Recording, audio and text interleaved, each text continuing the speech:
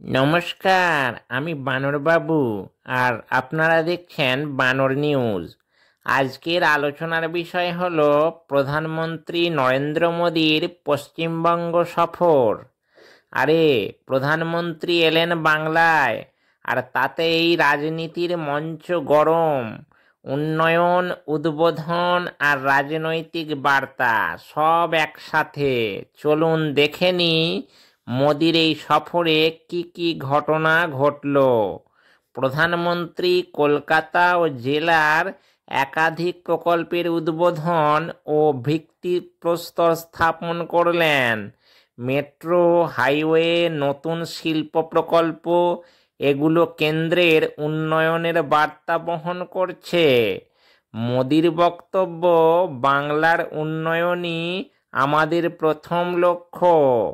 ভাষণে বারবার রাজ্য সরকারের সমালোচনা, অভিযোগ তুললেন দুর্নীতি ও কাজের গাফিলতির বিরুদ্ধে। কেন্দ্রীয় প্রকল্পে রাজ্য সরকারের সহযোগিতা না করার কথাও বললেন। এখন আমাদের রাজ্যের শাসক দলের কি প্রতিক্রিয়া পাওয়া যাচ্ছে? তৃণমূল কংগ্রেস বলছে উন্নয়ন নয়, এটা নিছক রাজনৈতিক নাটক। মমতা বন্দ্যোপাধ্যায় পাল্টা দাবি করলেন কেন্দ্র টাকা আটকে রেখেছে, তাই প্রকল্প থমকে আছে। এখন জনতা কি বলছে? সাধারণ মানুষ মিশ্র প্রতিক্রিয়া দিচ্ছে। কেউ কেউ খুশি নতুন প্রকল্পে, আবার কেউ বলছে এগুলো ভোটের আগে ভোট টানার কৌশল। ভবিষ্যতের রাজনৈতিক কি ইঙ্গিত পাওয়া যাচ্ছে এর থেকে? রাজনৈতিক বিশ্লেষকরা বলছেন মোদির এই সফর 2026-এর রাজ্য নির্বাচনকে সামনে রেখেই রাজনৈতিক বার্তা বহন করছে।